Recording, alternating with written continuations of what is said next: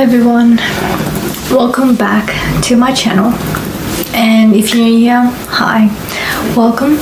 So in today's video I'm going to be talking about I guess driving experience. And okay, so I wanted to make this video because, well, first of all, I finally got my full driver's license, because in Australia you have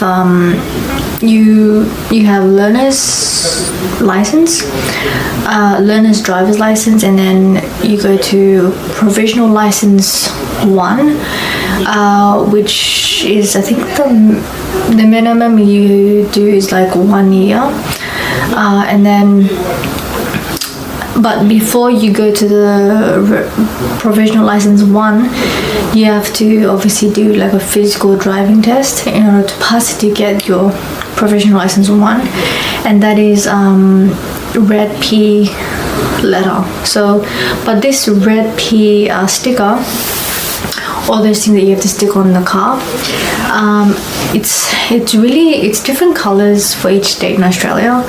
I'll give you New South Wales. So with New South Wales, what is New South Wales? I think it's the letter P is red and then the background is white. That's all I know. So I'm gonna just be talking about New South Wales because I live in New South Wales. So, and what else is there? And then after you pass the driving test to go to the provisional license 1, then you have to answer all these random questions before you go into provisional license 2, which is the green P, so the letter P but in green color. So I think with that one there's also actually maybe I'll actually show you a picture of the different P color, the letter P color on the screen. So after that, and then I think it's kind of the same thing when you transition from provisional license 1, which is the red P's, and then provisional license 2, which is green P's. However, with green P's, that's hold on, what am I saying? The minimum of being on the green P's is minimum years is two years, so that's the minimum. But obviously you can be on the green P's longer. I think probably like 3 years max, I think, and then if you still want to be on the green P's, then you gotta pay. So yeah, so I have finally got my full license, but I only paid for 1 year because they're expensive to pay for. So yeah, I finally got my full license. So now it's me and my dad have a full license, yeah, which I'm pretty happy about, because now, like, if I want to go somewhere, like travel anywhere in Australia, I can rent a car under my name. Because when you're on learners, or scratch learners, because learners you obviously can't drive without someone supervising you, meaning someone that has full license. But yeah, so with full license, you can rent a car under your own name. You can also, go on this Uber driving, like you actually be the Uber driver. And yeah, so what else was I going to say? So I'm gonna just share a few tips, I guess, about driving. Yeah, so with driving, I think in total I've been driving for about, I think 3 years, I think 3 years unsupervised. So with my experience, I think I started driving, I remember when I was on my learners, I think Dad took me driving. Yeah, he took me driving, I think for the first time, and then from there I kind of lost track with, trying to get my driver's license. And then Dad helped me with going to driving school, which is actually a really good idea.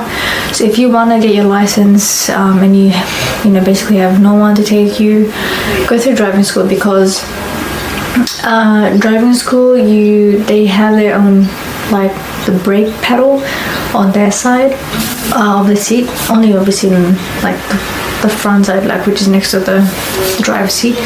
But obviously if you're gonna go with a family or friend or whoever, yeah, you're gonna, yeah. So I got my full license. Actually I'll put my license card picture on the screen because I cannot be bothered to show you right now. It's in my wallet somewhere.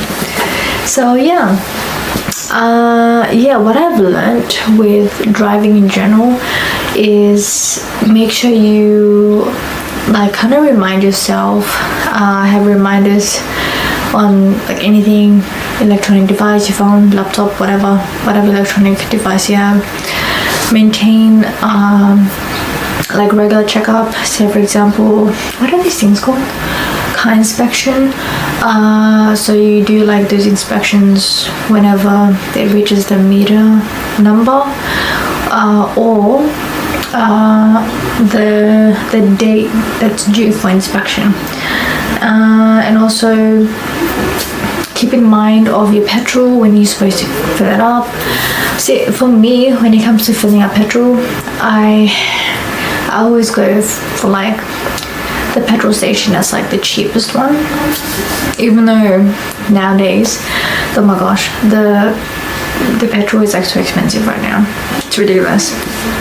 But yeah, so I don't know what I'm supposed to say about this video actually, but I thought I'd make this video in regards to driving experience. So yeah, so with my experience, I made sure that I did not drink at all. I mean, drinking meaning drinking alcohol, because being on your P's license, yeah, make sure you just don't drink at all.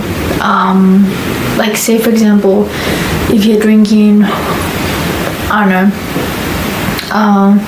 if you're drinking like for that day, maybe wait, I don't know, 6 hours after, or even to be safer, wait until the next day and then you can drive your car. Stick to the speed limit, that's important. You don't want to get a fine for speeding fine. Otherwise, if you get a speeding fine, they'll probably delay, you know, getting your upgraded license. I mean, like if you're still on your green or red P's. So for me, I did not have any speeding fines whatsoever, or even any parking fines. Did I have a parking fine? I don't even remember. So yeah, and when you're trying to park your car anywhere, and yes, it could be traffic, peak hour, whatever, just make sure to indicate. Honestly, like you have the right to indicate to try and park your car. If you're trying to park your car somewhere and it's a busy street, who cares? Indicate. If someone's beeping at you, forget about them, just park your car. You know, you gotta do what you gotta do.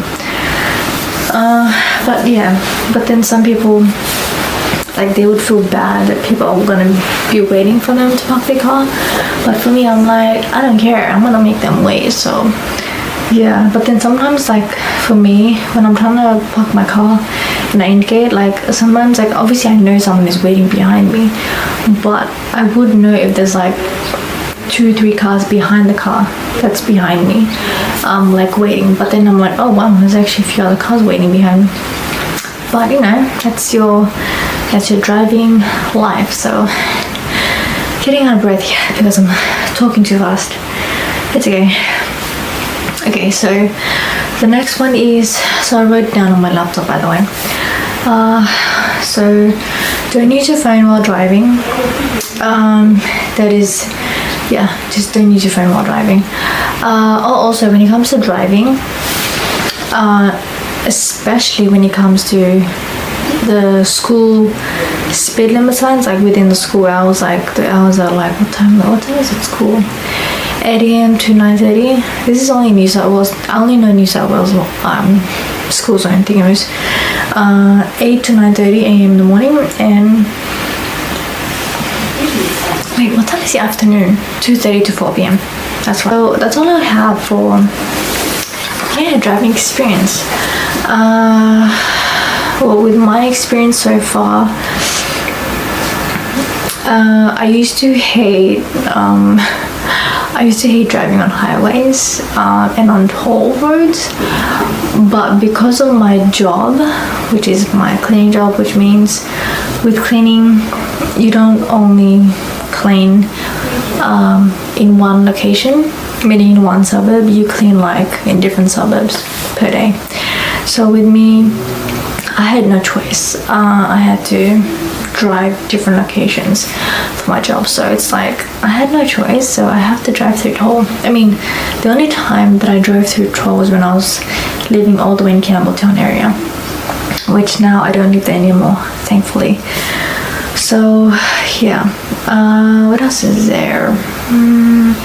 Be aware that there are drivers out there where, well, I'm already like experienced with this, and sometimes like I just randomly see a car indicating if they want to go in my lane, and I'm like, oh, okay, well, luckily, you know, I slowed down without even realizing the car on my right side lane or left side lane is coming to my lane and they want to go in front of me. And like me thinking like, oh, well, it's a good thing I slowed down. So then, even though my car was like already slowing down, I didn't even notice the car was coming to my lane. So safety reasons, thankfully I was slowing down. This actually many times it's actually happened to me. As for me, when I change lanes, yeah, I don't normally indicate. I only indicate if there's cars, if there's like a few cars behind me or a few cars in that lane that I want to turn to, they'll indicate. But man, most of the time, like if it's like an empty road, I sometimes do indicate, sometimes I don't. But yeah, so whew, that's about it. So again, I'm doing a lot of talking, getting tired now. So what else is there? Thanks guys so much for watching. Hope you learned something from my driving experience. But yeah, hope you have a great day or night wherever you are in the world, and I will see you guys in the next new video. Okay, bye guys.